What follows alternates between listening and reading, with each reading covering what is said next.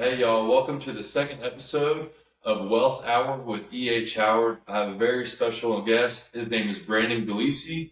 He is a certified financial planner. He is the founder of Galici Financial. He specializes in working with what is known as Henrys, high earners, not rich yet, but when you keep working with him, you're going to be rich and wealthy with him.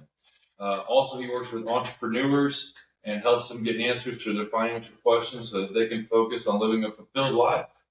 He is also a brand ambassador with the financial monitoring software company called Elements. He is passionate about bringing unique service models to the financial planning industry to make advice more accessible. He calls Southern California home, where he lives with his wife Amanda and enjoys golfing, hiking, and making craft coffee. And I'm a little bit ignorant to craft coffee, but can you kind of explain a little bit the details of what all that entails? Yeah, sure. So from a coffee perspective, I'll buy good high quality beans, typically from different sources online, where they'll roast them, and then within 1 to 2 days they'll ship them. So they're the freshest of the fresh. And then I've got a little setup at my house where I'll grind my own beans right before I make coffee. And then I have a couple different devices that I'll use. But for people out there that might also be coffee fans as well, I'll use a Chemex. Occasionally I'll use a French press. And then I also have this thing called the Flair, where if I really want to, I'm able to manually pull espresso shots at my house as well. So I just really like the science and the process behind it. So I'm kind of a geek in a lot of things, finance obviously being one, but even the process end of craft coffee is very interesting and intriguing to me. Well, I mean, as you can tell, I'm a coffee drinker, but I thought I was just fancy with my little Keurig here. But I mean, it sounds like I need to go to Southern California and kind of see how it's really done, man. You got it all figured out. Yeah, I don't know about all figured out, but I do like my coffee, and I try not to be too much of a coffee snob, but I do definitely prefer good coffee versus mediocre coffee. We'll say that. I certainly can, attest to that. I mean, there's nothing like a good cup of coffee. Sadly, that is usually my main motivation to get out of bed every morning. So that cup of coffee sitting there waiting for me, I get pretty excited about. Um, but obviously, give a little bit about your background, everything that you've kind of achieved, and all the content you produce. I just think is fantastic. But I really want to know what your inspiration to become a financial advisor came from. Where did that stem from? And how did you kind of end up in this wonderful profession we call home? Yeah, so did not grow up wanting to become a financial planner. Believe it or not, I'm not sure if you did either. Not probably not many. But I actually went to college as a sports broadcasting major. So obviously, so clearly from that, you can tell I've got a passion for sports. But all that I was really passionate about, Eli, was being the play-by-play guy for different sporting events. And for the sports fans out there, you know that there just simply aren't very many of those jobs available. And if someone gets into one of those, I mean, think of Vin Scully. He's in his 80s before he retired, right? So those jobs just don't come up very often. So there was a likelihood that it wasn't just about diligent work and hard work. It was a lot about timing and luck and who you know. So a lot of not a lot of control in that particular space. So I got involved in the investment club going into my junior year of college, and that's when I just absolutely fell in love with finance and officially switched my major that semester. And then I was fortunate. The program that I went to, West Liberty University, was not CFP certified at the time, but it now is. But I was already then taking classes like insurance planning and estate planning, retirement planning, all the things that we're doing in our day-to-day jobs now. And I got to experience that in college. So it was a wonderful college experience for me. And then I got to do taxes my senior year of college. And again, back to the geek part, I absolutely love the taxes side and now the tax planning. And so I got to sit across the desk from real life human beings and give them tax advice at the time. And how do you lower your tax bill for the next year? What kind of things can you be doing proactively? And then through that, ended up getting hired by a large financial services firm right out of school. Was literally knocking on doors. I lived in West Virginia at the time, trying to build my business. And then in February of 2021, I officially left that large financial services company to then launch Galici Financial. And then 3 years later, and now we're here. Wow, that is a fantastic background, and I I kind of really can see the sports broadcasting background now that you mentioned that through all your content. If you guys haven't checked out his page, it's awesome. He really debunks a lot of social media financial gurus, if you will. But I didn't realize you like the tax planning side so much. A lot of times, I think you'll see financial advisors really delegate that task. Obviously they give general tax advice, but leave it up to a CPA, and it's not necessarily because they have to, but it's because they don't really want to. They'll want to focus on the investment side of it or whatever. So I just find that to be really interesting that you kind of have that tax background and that you really enjoy that aspect of the financial plan.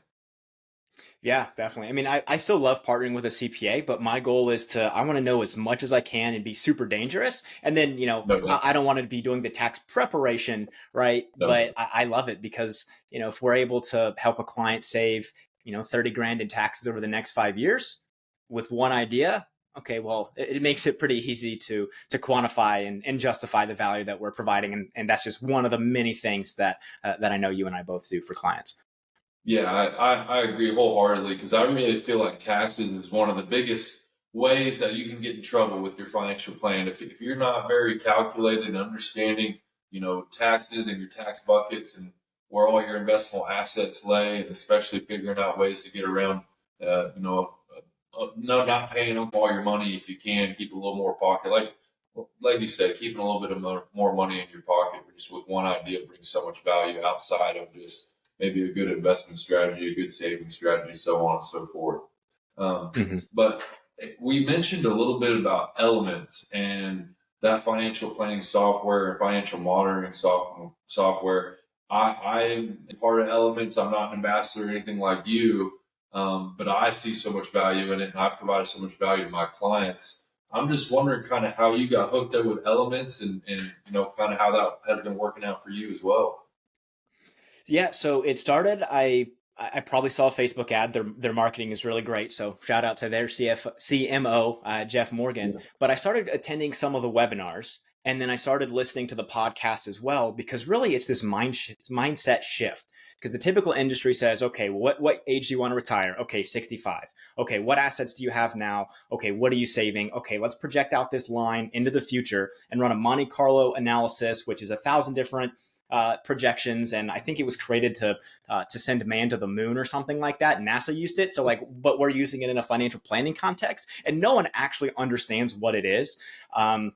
Versus what Elements allows us to do is help people understand where they are today and take a look at their financial health, right? And I've had so many more meaningful conversations because I'm able to break things down in a more elegant, simplistic type of language versus, hey, here's this future line, because we don't know what we're going to be like in 5 years, let alone 20, 30, or 40, but we do know with pretty high degree of certainty at least where we're at right now, right? And a general idea of where we want to be. So Elements has really allowed me to have so many more of those meaningful conversations, like I mentioned, and then also just answering financial questions both proactively, so questions that the clients didn't even know that they had, but whenever we're talking about them, it's very relevant to their situation, along with it's much easier to be reactive if and when a client has a question, we're able to check their financial health scorecard, and then have a much more meaningful discussion and get them on the right track to really figure out what's the next step they need to take with their finances. Because we can draw lines all we want, we can make projections all we want,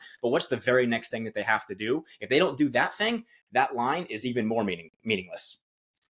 Yeah, absolutely. It's so hard to understand where you want to go if you don't even know where you stand today. And that snapshot, that financial checkup or financial MRI of where you're at right now really helps paint a picture of, hey, what do I want to achieve and what will it take, from a savings rate, from a financial planning standpoint to get there. And I love it because once I get excited about it, because I am excited about it, and I can make the clients or whoever I'm helping get excited about it, turns into a game because it's just an app that Mm-hmm. they can monitor and keep up with on their phone. And it's just something that you're able to, provide a lot of value in, and they can just check and be like, okay, I know I need to do this to reach my certain goal. And I really have provided so much value to other people with it. And it comes back to, I know we've talked about this outside of the podcast, but it comes back to a one-page financial plan. How Mm-hmm. much can we put on one page? And because you and I have done it, we have made 30 plus page financial plans that talks about every detail in the world. And in reality, a lot of times, clients don't maybe understand everything in it, or they don't have the time, or whatever it may be, but they usually don't get through the entire financial plan. And that's really what I love about Elements is that it's really able to, compress all the information very simply, put it on a one-page plan and said, hey, this is your financial purpose. These are your financial goals. This is what we talked about.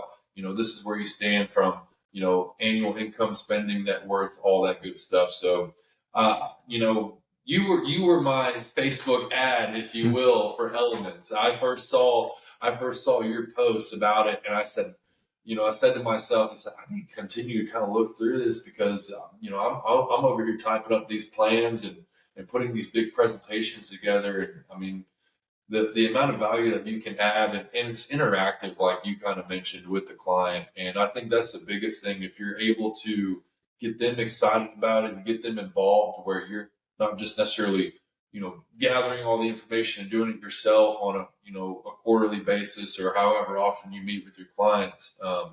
I just think it provides a lot better chances for success whenever the individual that you're helping is more involved. Yeah, no, that's a Um, great point there too. I think to touch on Eli, it's that collaborative process because I think before the industry has pretty much been, hey, I'm the gatekeeper of information. I mean, look back, and this was definitely before yours and I's time, but back in the 80s and the 90s, the internet really didn't exist. E-Trade didn't exist. If you wanted to buy and invest or just even know what a stock price was, you had to call a broker. Right. So they were literally the gatekeeper of information. And now it's much more shifting to how do we collaborate with the client, because if it's the client's idea, like, yeah, Brandon, based on this scenario, it does look like I need to build up my emergency funds. And then we develop, hey, the next step is to contribute an extra $200 a month to your emergency savings account. Well, now that was the client's idea. We're just now putting yes, legs to said idea. And now they're going to be so much more bought in versus if you and I were just to say, hey, increase your emergency fund with a little context. Well, yes, why would they do that? Like, why would they listen to us? But now when they feel understood. That statement of financial purpose is at the top of the page. We run every recommendation through their value set and not our own. They're going to get so much more buy-in, which again, you can have the best financial plan in the world, but if no action is taken, I humbly believe that's worthless then, right? Versus, hey, just what's the next smallest step that we can take with our money?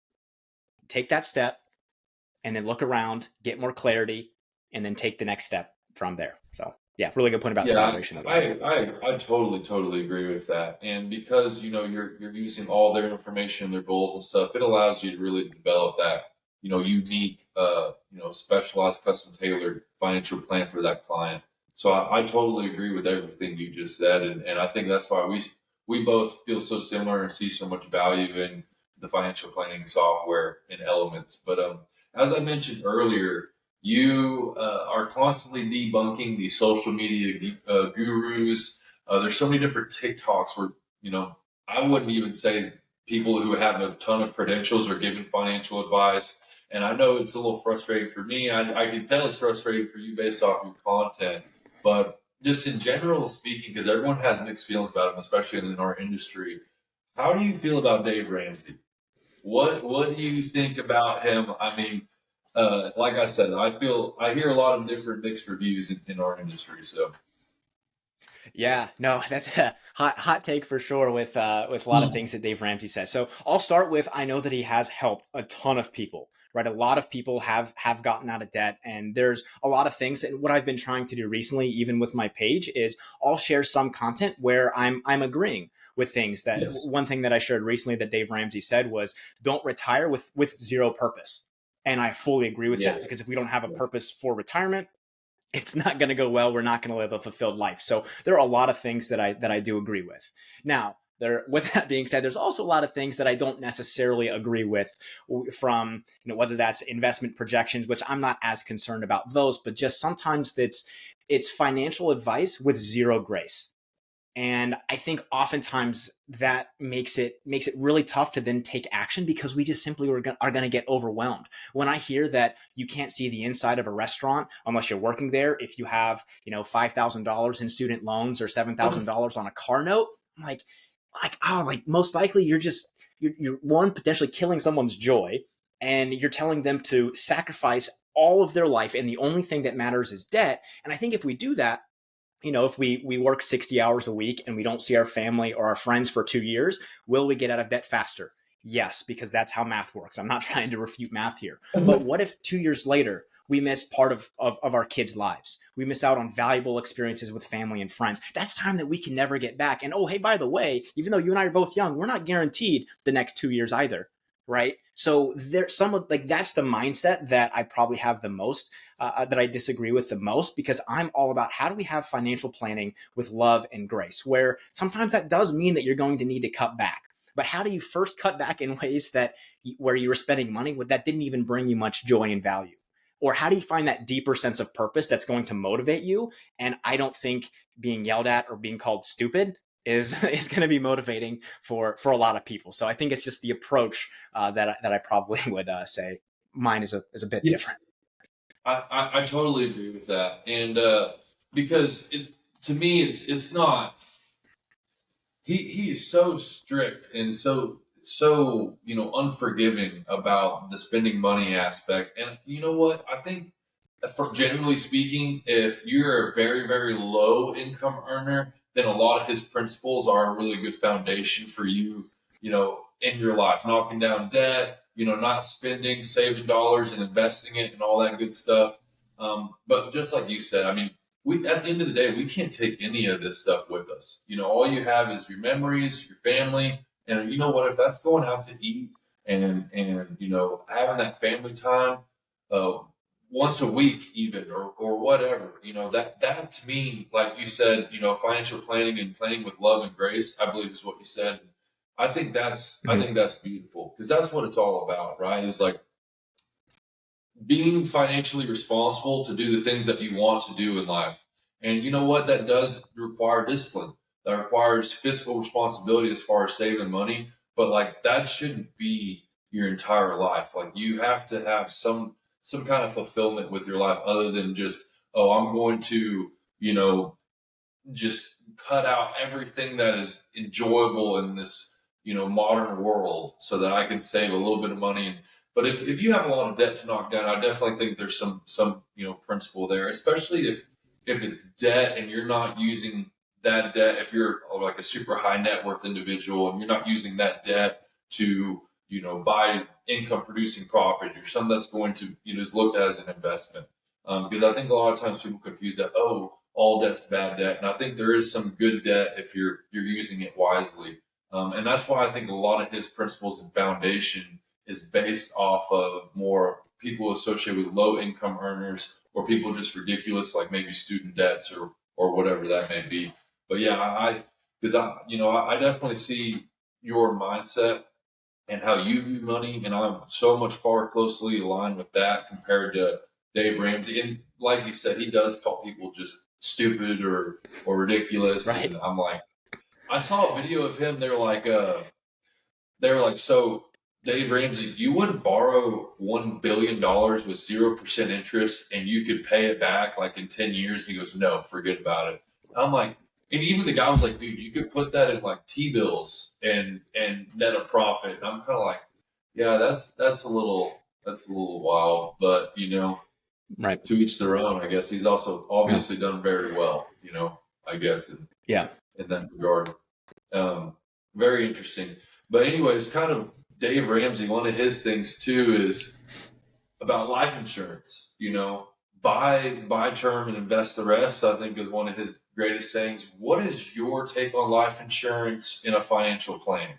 And where do you see that it fits? Are you a term guy? Do you believe there's situations where people should do permanent policies? And kind of where do you see life insurance in that comprehensive financial plan? Yeah, and so I try to be as product or strategy agnostic as I possibly can, because even back to the Dave Ramsey piece, it's or other gurus, it's the extreme advice. It's always a never type of advice Yes. that's what I'm very much against. When it's always do this or always do that, it's like, well, there are nuances to situations, and again, whenever we're working with clients, we get to understand all of those nuances. So for a lot of my clients who are going to be in the millennial category, we're implementing a lot of term life insurance policies for them because they just want something affordable. They need life insurance to simply cover if something were to happen to them inside of that period of term. Now, I do think there is a place for permanent life insurance depending on the plan. Obviously, any kind of high net worth estate, that's a no brainer because you can start saving estate taxes. But typically, that doesn't even come into play, at least federally, for folks that have a net worth of over 12 million or 24 million. So that's obviously one use case. I think if there's living benefits like long-term care type of benefits, that can make sense for a lot of folks that are getting closer to their 50s, or maybe they're even in their 60s, to have some sort of permanent death benefit, but also the majority of that policy being available if they were to need a long-term care event. But I think and from social media, if you follow my stuff, it probably looks like I'm almost anti-permanent life insurance. But I think that's just because so many of the quote unquote gurus are suggesting using it in incorrect ways. It's the rich don't want you to know this. And it's like, well, the rich don't have secrets like that, for starters. Or this is how they built wealth. And it's like, that's not how they built wealth. They built wealth through the market or investing in real estate, or they had their own businesses. Did they have this policy? Maybe they did, but that wasn't the secret to their success. That was one piece of the puzzle. So I think if permanent life insurance is used in the context of a person's situation and a comprehensive financial plan, it could absolutely make sense in some cases. But if I were to make more broad approaches, I'm typically more of a term guy, again, at least just based on the type of clients that I'm serving right now. Yeah, no, absolutely. And what's sad is that in this industry, there's a lot of life insurance salesmen who just are able to tag the name financial advisor, and kind of come off as that, and really push, insurance as, in financial advice. And that's where I think, get a lot of difficulty. I'm probably a little bit more pro permanent life insurance, more so than you are. Sure. Personally, statistically, I think like 8% of term pays out, death benefits. And I really like the aspect of maybe building up that cash value, just that tax-free bucket, to where in retirement, let's say if your stocks are down 20%, you're able to use that cash value to pull from, and, provide that retirement income that just goes a little bit against your death benefit. But like you said, there's nothing that's one size fits all in this industry. And the biggest thing when you are young, or if you're, much older, but specifically when you're young, I think the protection of future income is far more important. And that's usually best associated with a term policy. Like you said, there is specific situations outside of it, but I see the value for sure. But I think a lot of people kind of have this stigma towards life insurance because of all the reasons that you mentioned. Kind of a little bit a little bit of sketchy salesmen. The rich don't want you to know, or the always or the nevers. And that's something that I think really, when I meet with the client and I said, hey, just because you're young and your family is dependent on your income, and you got some babies at the house, maybe life insurance might be a good idea for your situation. And sometimes they get a little skeptical of that, just because of, honestly, just people taking advantage of a product that fits into a plan for somebody in some form or fashion, or may not. It just kind of goes back and forth. But I had seen some of your content, so I was kind of curious on what your perception of it was. But for the most part, I agree. I'd say maybe I'm a little bit more pro permanent life insurance, Yeah. just if you can get it to eventually pay for itself. I think there's value in that too. But I definitely appreciate that perspective and agree in a lot of situations with that. Yeah. Yeah. And again, like you said, like whenever I'm talking to a real financial planner like yourself, it's also a much different conversation versus, you brought it up, like when it's an insurance salesman and they say every person needs this product every single part of the time. And it's probably even for different reasons than you're even sharing. Like you're actually fitting it into the client's financial plan. And that's a much Yes. different conversation than it's almost ever pitched. So like I said, if I were to take a harder stance on social media, it is going to look like I'm against all permanent insurance. That's not necessarily the case, but I just know the audience that's out there, and like the people that are trying to push it are not using it as a real financial planner like yourself. So Yeah, yeah. and that's it too. Is like a lot of times you'll see insurance salesmen like push it as it's an investment, and I'm pretty sure, if I remember correctly from my my previous exams, I think that's almost illegal. If not, it is illegal and regulated that you cannot say it's an investment. Now, are there potentially investment like qualities through the cash value of a permanent insurance policy? But you cannot look at life insurance as such. So that's where it becomes, gray area, and that's where it becomes rather difficult because, and you got to Hmm. understand who you're talking to. If you're a client, always ask for people whether what their licenses are, what their designations are, just for anybody out there that's listening, it's very important that you understand who you're talking to, if they're a fiduciary or everything that goes into that. Hmm. Well, I'm going to share my screen here. You know, we've talked a little bit about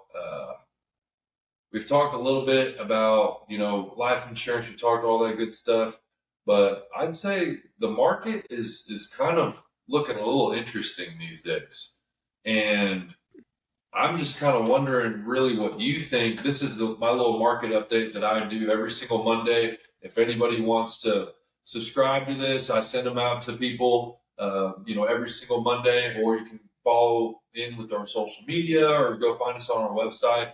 But, I just kind of talk about the market movers, a little bit looking forward and story of the week.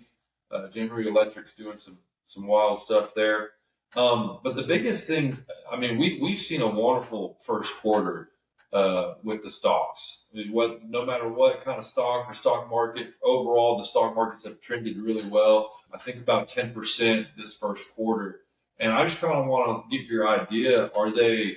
Do you think the stock market's overvalued? Do you think this is just where we're going? We're moving upwards. What's your take on the market at this point with such a strong first quarter? Well, ask me in about 12 months, and I will give you the perfect answer, Eli. The exact right But as answer. for Yep. but as for right now, to be honest, I'm not 100% sure. I mean, there's all sorts of things that could happen. So instead of trying to time the market or get involved in the individual minutia of all the things that are happening, I really like to look at, even back to that element scorecard. What is someone's savings rate? How much are they saving and Yeah. investing on an ongoing basis? And I'm sure you would agree with that piece too. And because I want clients to be focused mostly on that, because our savings rate and investing rate, that's mostly inside of our control, right? I mean, we can't just say I want to save 100% of my income and make that happen. But for the most part, we choose how much we're saving on an ongoing basis. Whereas from an investment perspective, once we're in a well diversified portfolio built for the long term, there's not a lot of control that we have in the short term, but we know that the data suggests that, whether the next quarter is great or whether this year's great, or even if it's not great, that over the long term, assuming you're in a well diversified portfolio, you're going to be closer to reaching your financial goals Yeah. compared to just sitting in even a high yield savings account right now. Yeah. I had a feeling that you weren't going to give any kind of predictions, and I was seeing if I could kind of get you there. But I love what you said, and I don't know if you watched the first podcast, but that was a question I asked my last guest was, what do you think is more important? Your savings rate or your return rate, otherwise known as rate of return. And for the same exact reasons, I would say that your savings rate is because I don't believe in timing the market. I believe in time in the market.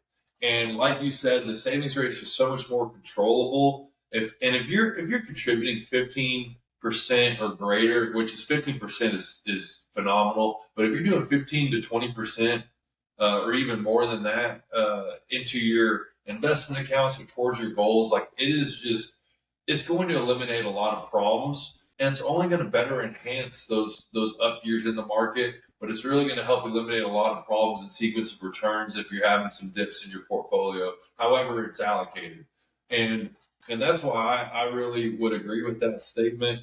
I mean, obviously, the market sequence of returns I think is really a large factor when you're towards retirement as far as meeting retirement goals. If God forbid you have a year like 2008 or 22 and you're within like 3 years of your retirement goal and you're really exposed to stocks, I think that becomes a little bit more difficult. But I'm with you.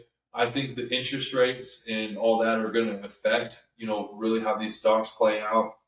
We've had a great first quarter. That's wonderful. I think that's great.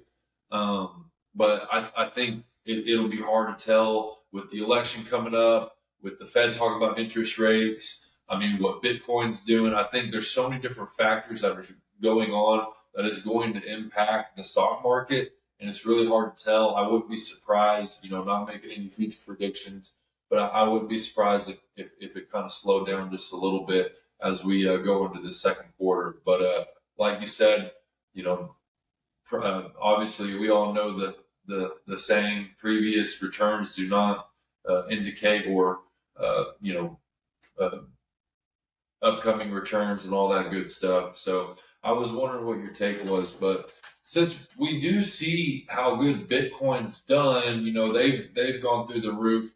I've had a lot of clients reach out to me about Bitcoin and cryptocurrency. Do you see cryptocurrency fitting into the average investor's portfolio? And if so, like how much is the max that maybe you would allocate, or what's your take on that as far as adding that to someone's portfolio?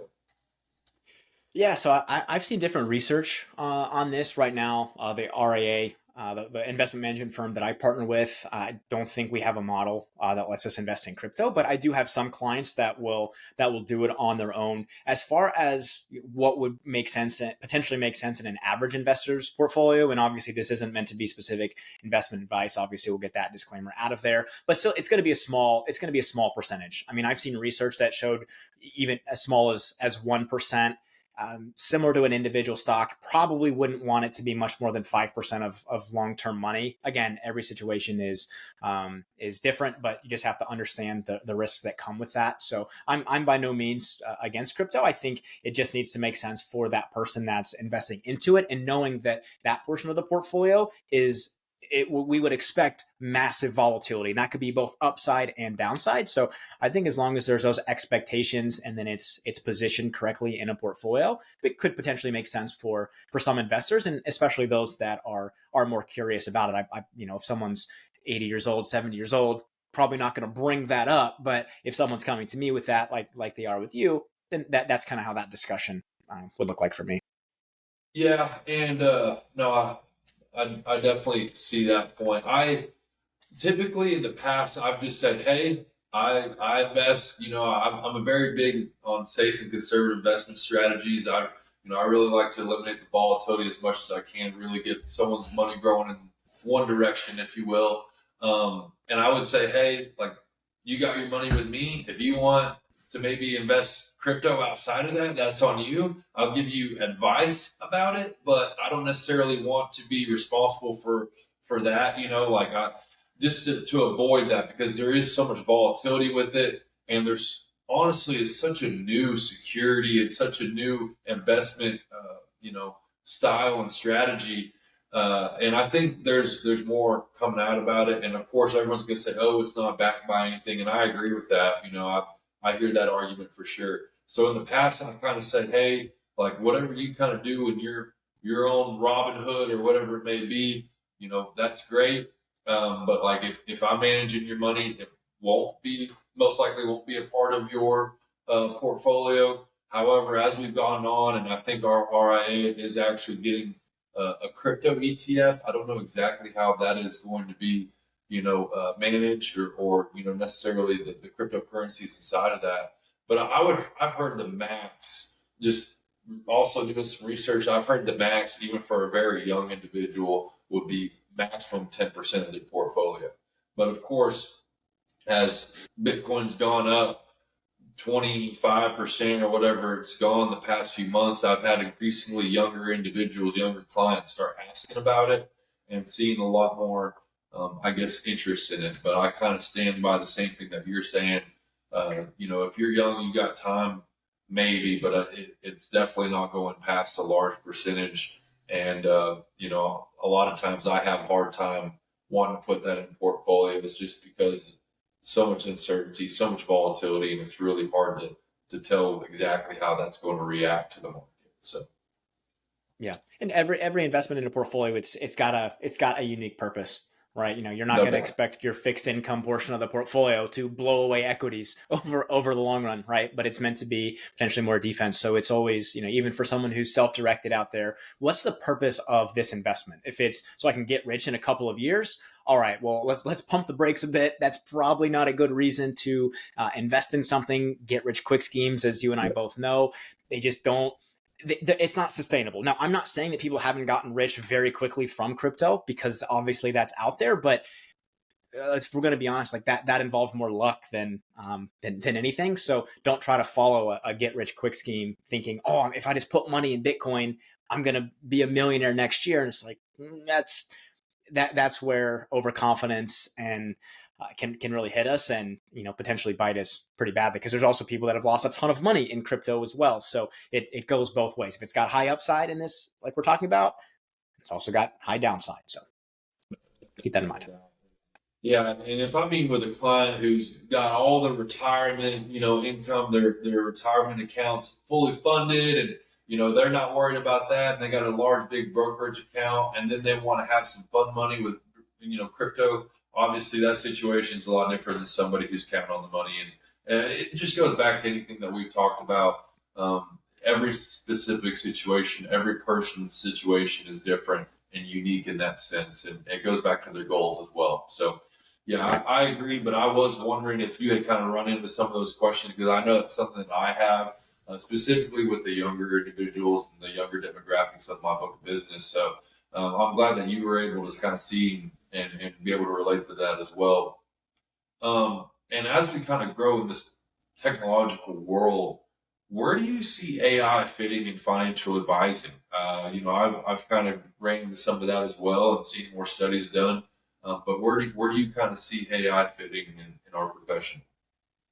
Yeah, no, that's a good question. So I'm not necessarily an expert in this area, but at least the little that I do know now, I think it's going to provide an efficiency boost, because I think the real power of AI is how do we use AI to automate the tasks that don't provide tons of value to a client per se. Whereas you're not going to ever be able, at least I don't believe, ever be able to fully replicate a human and the emotional connection. And that's so much Yes. of the jobs that we're doing for clients. Yes, the functional jobs important, all the planning and the investing and taxes, things like that, incredibly important. But the emotional side and helping people change their behaviors and take action, feel more secure with their finances, live a more fulfilled life. Those are all things that I think it's going to be really hard for, if not impossible, for AI to do. So the way that I think about it, even in my practice, how do I automate a lot of these things behind the scenes so that I can just focus more and more of my time of conversations one-to-one with different clients, or in a one-to-many group setting, or even it doesn't always have to be a conversation, because a lot of my clients are busy. But how is my time freed up so I can just be focused on communicating with my clients on an ongoing basis? So again, I don't know exactly what that looks like, but that's where I'm really looking to use AI, automate the things that a human doesn't need to do, so that I can be freed up to have those meaningful conversations with clients and really add that value that only a human can provide. Yeah, I agree for the same exact reasons. I think ultimately, I think AI could do the job of a financial advisor from a technical standpoint. If you put in all the numbers, all the stuff that you wanted to do, I'm sure AI could generate a really good, maybe investment portfolio to kind of help you reach those goals, or maybe lay out a plan. But people so desperately crave the emotional aspect and the empathy. And that's why I think it will never be able to take over, because people want to be with humans. Like, this is, there's so many numbers involved in this business. And at the end of the day, I do think performance is a factor in it. But this is a relationship business. It is a people business. And if you're able to, like you said, automate all these things, whether it be, the marketing, the CRM, the paperwork, the planning aspect, the financial planning, you know, software generation that we kind of already have seen a little bit already, and that you could focus on the relationships and, hey, what are your goals? Because you can't really, AI will write down your goal, but it does not understand why you want to get there, how you want to get there, and be able to relate to you on that personal level and understand ultimately what it is that you're trying to achieve. And, a big part of it for me is, When I say I'm, you're my client, or I'm working for you, like you become part of someone's family because that financial information is so intimate. I mean, you're able to know the family dynamic. You're able to see where all the money's coming or going, and that's why it's so important for me to go to the birthdays, the weddings, the anniversaries, the dinners, the graduations, whatever it is, because I really feel like we play such an intimate role in people's families' lives, and that's why I don't think that AI will necessarily take over the job as a whole, but I think it will make it a lot easier for us. Like AI will probably make life a lot easier for a lot of different professions and people. Yeah, I mean, even recently, last week, I was meeting with a more project based client that we were doing some tax planning work for, and this was actually one of the cases where he came to me looking Yeah, for some tax planning or to invest for his future, kind of coming up 10 years to retirement, not a lot necessarily saved at this point, and he was thinking of going with a SEP IRA, and he hadn't heard of a solo 401k, so that's going to allow yeah, him to. Like I mentioned earlier, potentially save $30,000 in taxes over the next 5 years while also accomplishing his goals. But then he also had a couple questions because he was going to self-direct this on how should I invest this. And even in just that meeting, it was supposed to be a 30-minute meeting, and it ended up being only 15 or 20. And I gave him, I thought, man, there's no way this is valuable. Like all of this is right on Google for that matter, not even AI, just Google. And he's just going to like, this isn't that valuable. Like I just suggested a couple tickers for him based on the situation, long-term diversified ETFs. And he's like, oh, great. This was super valuable. And so I think even there's something to that emotional piece where he easily had access to all of this information and all of these tickers, but he wanted to talk to a trusted professional that he felt understood. Hey, Brandon's looking out for my best interest. He's a fiduciary and he's recommending this, and he shared why he's recommending this through, again, his value lens. And now he's going to be much more likely to take action and implement versus he could have Googled. Like my value here was not the provider of information. It was the provider of information through his set of values and understanding him and just being a professional in the field. And that's what's going to take him to take action because a lot of us know good financial principles or we know good dieting principles. Why do personal trainers have a job? People know that, hey, calories in, calories out is a big part of it.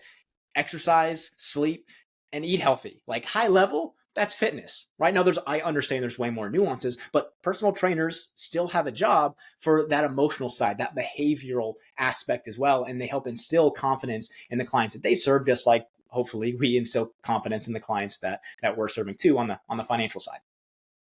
yeah. I totally agree with that. And not only that, being able to present, investments through someone's values, but if anytime you've talked to somebody in the investment business, the tax planning business, the insurance business, whatever it is, it's almost like a different language. And if for you to just Google that, like you can read up on it and you and I would know what it means, but maybe the average person doesn't necessarily totally comprehend what Investopedia is telling them or whatever they're looking up. So the Mm-hmm. fact that you're able to break it down in simple terms for people to understand it, I think provides a lot of value too. Obviously, being able to relate it to their values, their goals, and what they'll be able to achieve, but just totally understanding it. One of my favorite quotes from Albert Einstein is, "If you can't explain it to a 5-year-old, then you don't know it and truly understand it yourself." Now, I probably Mm-hmm. didn't, totally say that saying correct, but generally, and that's what it means. And I think if you're able to be like, "Hey, okay, this is break it down. This is really what this means. This is why we're doing this, and this is the strategy that we're doing," and the client understands that. Like you said, you're going to get so much better, um, involvement and actually follow, fulfillment, following through with whatever investment plan or financial plan that you have for somebody. Like you said earlier, I mean, what good is a plan if it's not implemented? Like if you're not actually Mm-hmm. following through with the plan, I mean, this might as well just be scratch paper. I mean, Right. so I agree with you, and I think it just comes back to the involvement aspect, and I certainly will agree and attest to why AI will only enhance this business for people and not replace this business of people. So I agree. Yeah. We're, we're coming up on the 45-minute mark. We spent some good time. I have one little thing. I'm going to ask you a question if you can guess. What is the only thing that's made more money than the Taylor Swift Era Tour, which was 5.7 billion Like last year or ever? ever? Oh man. Dude, it's tough. I would have never guessed it. I So if have you I have no can, idea. What is it? No, I don't have it. What is it? all right, I'm about to share the screen right here. Hold on, let me find it. Dude, you're gonna lose your mind. Here it is. The solo. The What? solar eclipse. They were saying that it could deliver $6 billion as an economic boom. The entire community, like everything is sold out.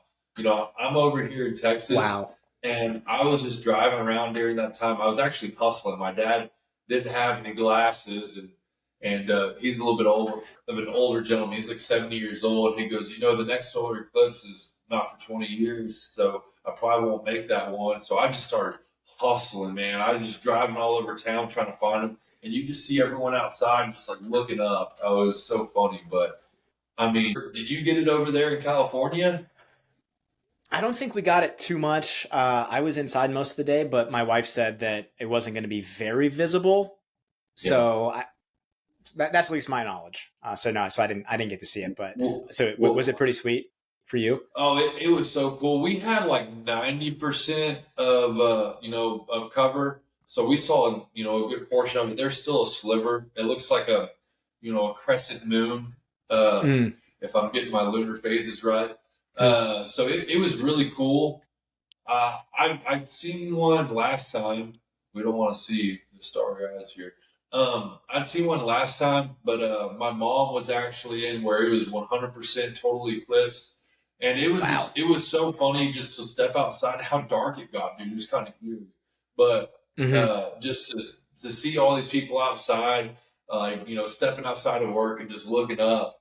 But a lot of people apparently, and this guy was talking about it. I think he's up in Vermont or something, where he was totally booked out for several years, and people are paying a significant amount of money to come watch this, which is for a lot of people, I guess, a once in a lifetime opportunity, or at least once in a few decade opportunity. So I could see why, but it was really cool. Everybody's looking through these little shades and whatnot, but if you want to see it, I'm sure you can find it on social media, or I'll send you a picture or video that I took, but it's not 100% of it an eclipse or anything.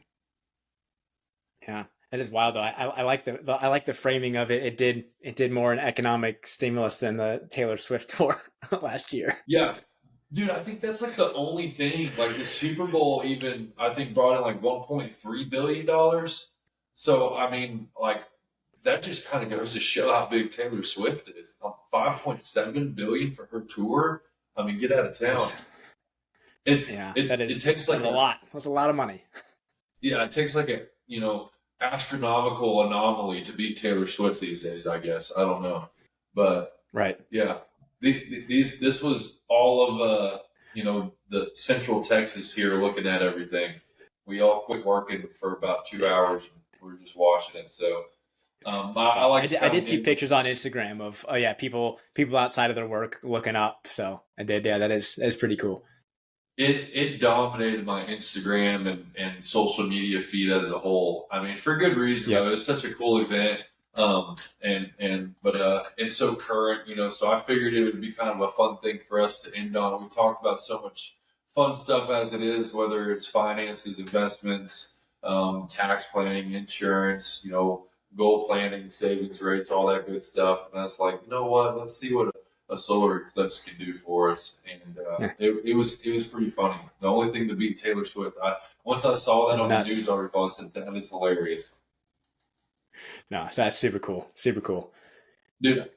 I'm a T Swift guy, but I'm more of an older T Swift guy. You play some teardrops on my guitar, and I'll lose my mind. But I don't know. I need to listen to her stuff. But that's for another. That's a whole Yeah. other podcast. Yeah, not as big of a T Swift guy. I'm not against her. I just haven't listened to tons and tons of her stuff. But hey, but no judgment from my end. So I mean that's my big thing. Judgment free money advice. Judgment Yeah. free concert or musician. Doesn't matter who you like. It's fine. Judgment free. All good. Hey, I appreciate that. Yeah, this is.